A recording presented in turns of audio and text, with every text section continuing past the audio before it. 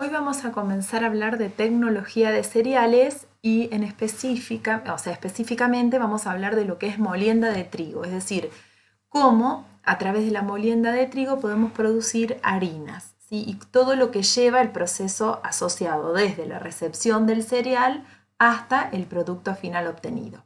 Para comenzar vamos a hablar del trigo. El trigo es un cereal del género Triticum y hay dos especies, uno que es el Triticum vulgare y otro el Triticum durum. En general son dos especies las más utilizadas. El vulgare es el trigo harinero panificable y el durum son trigos más cristalinos que se usan para la producción de sémolas y pastas para sopa, es decir, con esta variedad, digamos, se utiliza la molienda del trigo para sémolas principalmente.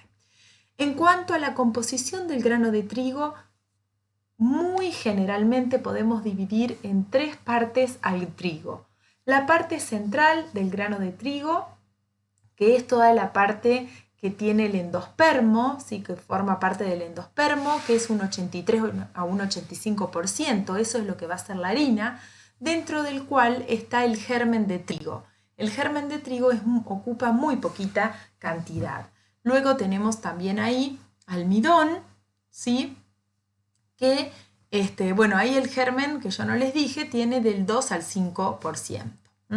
Y todo lo que rodea, ¿sí?, al grano de trigo es la cáscara, es el conocido salvado, el famoso salvado, que es donde está la principal cantidad, o sea, es donde está la mayor parte de los minerales del grano de trigo. Es un compuesto principalmente el trigo formado por almidón y proteínas de reserva y proteínas, ¿no? La glutenina y la gliadina van a ser las dos proteínas principales del grano de trigo que forman el gluten. Si analizamos un poco la composición química en cuanto a porcentaje, vemos que el trigo tiene de un 7 a un 18% que es proteína, cenizas de 1,5 a 2%, lípidos entre 1,5 y un 2%, humedad de 8 a 18. Ahora un trigo debería tener como máximo 14,5% de humedad una vez que ingresa al molino, porque si no después podemos tener distintos problemas de algunas toxinas, algunos hongos que se pueden generar y también problemas de olor a humedad en la harina. Entonces hay que tener cuidado a la hora de recibir el trigo. Si bien nosotros no es que uno recibe el trigo y lo va a moler inmediatamente, pero hay que tener cuidado con la humedad inicial con que se recibe ese grano. Obviamente que cuanto más seco esté, mejor, ¿sí? ¿Por qué? Porque más se va a conservar y esas condiciones de almacenamiento van a ser mejores. Tiene en lo que es almidón de un 60 a un 68% y también tiene como parte de su composición otros azúcares que están en menor cantidad.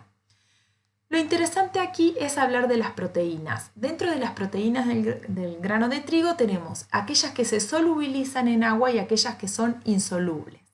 Dentro de las que son solubles vamos a encontrar proteínas llamadas albúmina, leucocina y globulina. Pero lo que nos va a interesar, ¿sí?, para la masa panaria son las proteínas insolubles, que son la gliadina y glutenina, que son las que forman la red de gluten, que luego vamos a hablar. ¿Cómo sería el proceso de molienda de trigo? ¿O qué es el proceso de molienda del trigo? Básicamente lo que nosotros queremos hacer es moler el trigo y separar la cáscara del endospermo. Entonces nos quedamos con el endospermo, que es donde tenemos la harina, ¿sí?, y eliminamos toda la parte de la cáscara. Una harina más blanca, podríamos decir que es una harina que posee menor cantidad de cáscara, menor contenido en minerales por ende. Básicamente un pequeño diagrama de flujo del proceso de molienda es el siguiente. Recibimos el trigo, lo analizamos, le analizamos humedad, le podemos analizar gluten, ya vamos a ir viendo cada uno de estos análisis. Hacemos a veces el alveograma. En general los alveogramas no se hacen como análisis de aceptación o rechazo porque es un análisis que lleva unos 20-25 minutos y para tener un camión parado 25 minutos quizás es mucho, o también por el volumen de muestra que uno puede tener en el laboratorio. Pero sí se hace humedad, se hace contenido en amilasa y se hace gluten. También en algunos molinos existen equipamientos rápidos donde simplemente uno pone la muestra y se determina por algún infrarrojo el contenido en proteínas, gluten, humedad y demás. Entonces recibimos la muestra, si esa muestra está ok, este laboratorio va a dar el alta y se va a almacenar. Estos granos de trigo se pueden almacenar en silos, en celdas, en galpones. ¿Y qué va a pasar? Una vez que nosotros almacenamos el grano de trigo, este trigo se va a moler. Pero para la molienda vamos a producir una mezcla que sea homogénea, ¿sí? Entonces, yo voy a ubicar el silo que llega al molino en distintos silos. Pues muchas veces se suele almacenar de acuerdo a la cantidad de gluten. Entonces decimos, bueno, en el silo 1 tenemos un trigo que tiene entre un gluten de, supónganse, un 20 a 25, en el silo 2 de 25 a 30 y silo 3 de 30 en adelante, por ejemplo. Entonces almacenamos. Nosotros tenemos que tener en cuenta que el proceso de molienda baja un punto o dos la cantidad de gluten inicial. Es decir, si mi mezcla de trigo, el trigo que yo analizo inicial, tiene un gluten de 30, una harina 3.0 seguramente tenga un gluten de 29 y una harina 4.0 un gluten de 28. Más o menos es así. Con lo cual yo tengo que tener una mezcla, ¿sí? Teniendo en cuenta que después el proceso de molienda me va a variar el contenido en gluten final. Entonces, no es que el trigo llegue y se muele, sino que se forma una mezcla homogénea. ¿Para qué? Para que el contenido en gluten sea el gluten y el resto de los parámetros, ¿no? De acuerdo a la complejidad del laboratorio que uno tenga, que sea lo más homogéneo posible. Entonces, una vez que yo formulo la mezcla, digo, bueno, ponemos un 20% del silo 1, supónganse un 20% del silo 2 y el resto del silo 3. Una vez que yo forme esa mezcla, lo que vamos a hacer es limpiarla y acondicionarla, que ahora les voy a explicar qué es. Luego vamos a molerlo y por último lo vamos a envasar y vamos a producir la venta de esta harina. Pero esto se los voy a contar mejor. Ahí tenemos un ejemplo visto de arriba de un molino harinero donde tenemos celdas, tenemos galpones y tenemos silos de almacenamiento. Entonces sería una planta de acopio tipo. Fíjense que todos los silos están unidos, ¿sí? A través de caños, ¿sí? De ductos, los cuales van por medio de esos ductos va a ir corriendo el trigo y va a ir hacia el molino harinero de acuerdo al porcentaje que yo quiera dar. ¿Cuál es el objetivo de la molienda del trigo? Básicamente es separar las tres fracciones del grano de trigo y obtener, yo me quiero quedar con las partículas de endospermo, que es la harina, con el menor contenido posible de salvado y de germen. O sea, vamos a separar el germen y salvado del endospermo. ¿Cuáles serían las operaciones previas? La limpieza del grano y el acondicionamiento de la humedad. La limpieza generalmente son métodos físicos que vamos a desarrollar. Le vamos a sacar granos de otro tipo de cereales, suciedad que tenga. Muchas veces puede venir con alguna piedrita o con alguna cosa que viene de la propia cosecha, entonces por eso hay que limpiarlo. Y el acondicionamiento es llevarlo a una humedad hasta un 16-17% aproximadamente, ¿sí? Los sistemas de limpieza son muchos. Por ejemplo, hay separadores por tamaño, que son tamices. Hay separadores por densidad, por ejemplo, con corrientes de aire. Hay discos separadores por diferencia de volumen. Hay despuntadores. Los despuntadores es una corriente de aire que golpea el grano de trigo sobre una malla metálica y de esa manera la vibración hace que el trigo se vaya limpiando. Y también hay todo un sistema de aspiración, porque obviamente hay mucho polvo dando vuelta. Y en lo que hace al acondicionamiento es determinar la humedad del grano inicial para saber cuánta agua yo tengo que agregar para lograr que el trigo tenga entre un 15 a un 16%. En el caso de los trigos blandos debemos llegar a un 15-15,5% y para trigos duros de más o menos un 16,5%.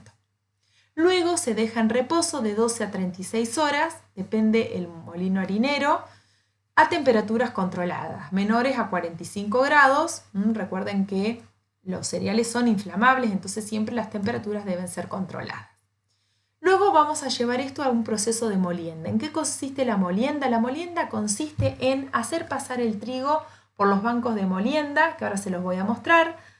Empiezan a pasar por los cilindros. Los bancos de molienda constan de cilindros que giran en sentido encontrado y de esa manera van presionando el cereal y van rompiendo el grano y van separando así el salvado.